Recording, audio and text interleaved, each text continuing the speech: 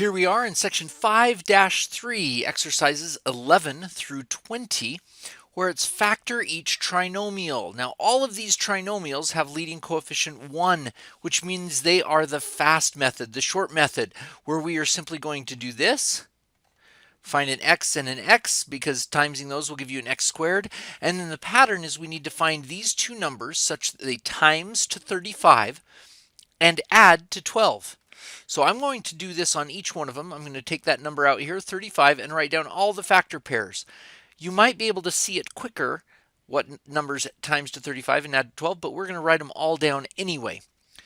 So that's 1 times 35, or 5 times 7. 2 doesn't go into it, 3 doesn't go into it, and we see, oh, there are babies right there. Plus 5 and plus 7. And double check that they times to 35 and add to 12. And they indeed do. You could multiply it out and the two middle terms will add to 12x. Number 12. Let's put our x's in. X and an x. Now look, negative 48. Now notice it's a negative. You got to keep that sign with it. 1 and 48. Does 2 go into 48? Yeah, 224. Does 3 go into 48? Yes, that's 3 and 16. Does 4 go into 48? Yep, 4 times 12. 5? Nope, 5 doesn't go into it. 6, 6 and 8. Yes, indeed. There's our 6 and 8. Now remember, it's a negative, so one of these has to be negative. And if we're going to add to a positive 2, we're going to check each one of these like this, with the bigger numbers, being positive, because if they're going to add to it, it ends up being a positive number. So a plus and a minus and a plus and a minus. And do any of these add to a positive 2? Yes, indeed. So it's a minus 6 and a plus 8. And again, because of the commutative property, you could have written x plus 8, x minus 6. It does need to be a negative 6 and a positive 8, but which factor comes first is not necessary. It's not necessary to have one or the other come first, but it does need to be a negative 6. You can't switch the 8 and the 6 places and have a negative 8 and a positive 6. That won't actually get you the answer. All right, let's try this one. So x and an x, and this is a 2. Let me see, just a positive 2. You can only get there by 1 and 2. Now notice 1 plus 2 is 3, but this is a negative 3. So in order to make a positive, these two signs have to be exactly the same. Negative 1 and a negative 2 times to a positive 2 and add to a negative 3. Notice we have to worry about the signs. So minus 1 and a minus 2. Number 14. X squared minus 3x plus 4. So here we have a positive 4. Oh, we can draw these guys. X and an x. Positive 4, that could be a 1 and a 4 or a 2 and a 2. Now, as we look at this one, it's got to go to a positive 4. We'd love it to be a negative 4 and a positive 1. But does this time to positive 4? It does not. So those guys don't work.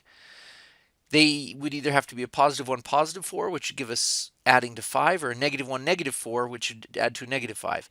Do these guys work? No. That means this one does not factor, or in other words, is prime. Number 15. All right, let's get prepared here. We know it's going to be an M and an M, and then 28 is our number. All right, what goes into 28? 1 and 28, certainly. 2 goes into it 14 times. 3, no. 4 goes into it 7 times, and you're like, oh, stop, yep, we found it. That adds to 11, and yes, indeed it does. 5, no. 6, no. 7 does.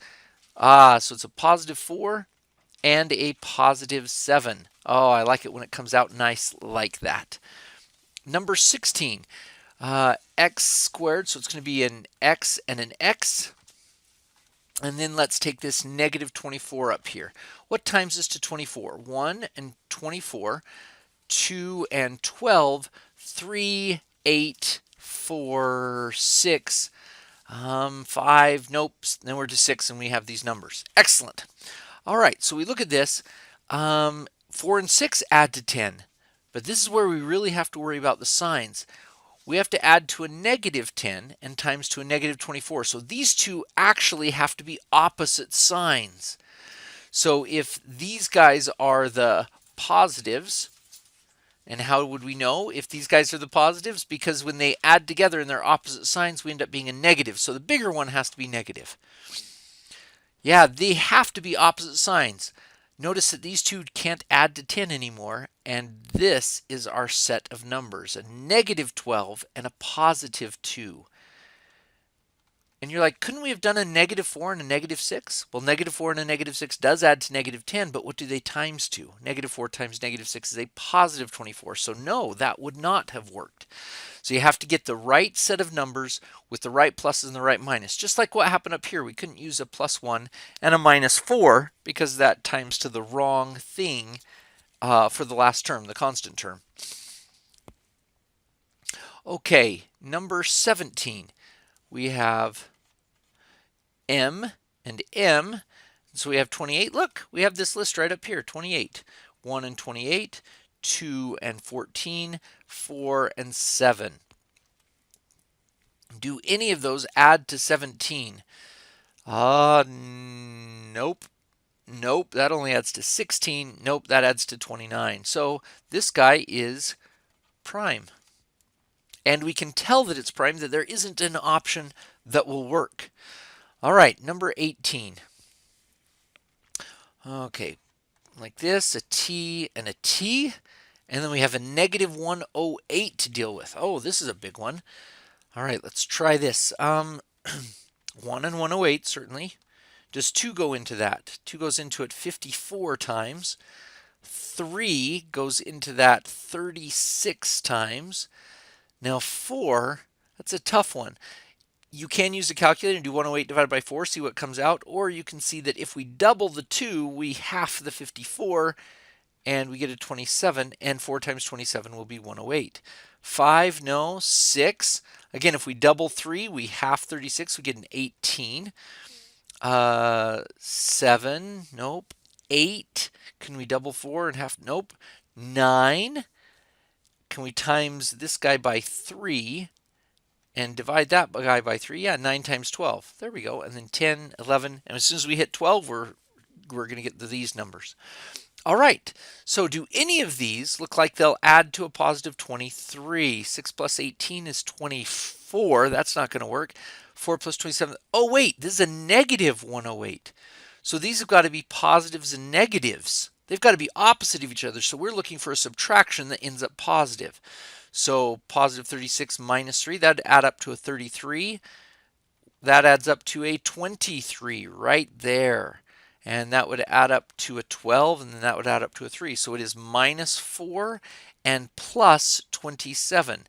They times to a negative 108 and add to a positive 23. Whew, that one took a little while. Okay, next one, number 19. So we break it up into these two parentheses, y and a y. And 17. What times is to 17? 1 and 17. That's it. 17 is a prime number. We only have one possibility here. We've got to add times to a negative 17, which is, we've got to add to a positive 16. So that's a positive 17 and a minus 1 and a positive 17. They times to negative 17 and add to positive 16. Correct. And the final one, number 20. Do a positive 24 out here. That's a 1 and a 24, 2 and a 12, 3, 8, 4, and 6. This is just what we had up here on number 16, except they changed the number from a negative 24 to a positive 24. How does that change stuff? X and an X. Well, we know that it's not going to be a negative 12 and a positive 2. This is a positive 24, which means when these two numbers times each other, we can do it with two positives or two negatives. And so if we're ending up adding negative, it'd be like that. Those two times to positive 24, but they add to a negative 14.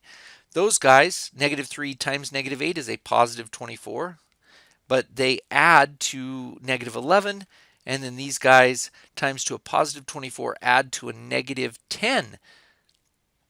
Those are they, minus 4, minus 6. Excellent.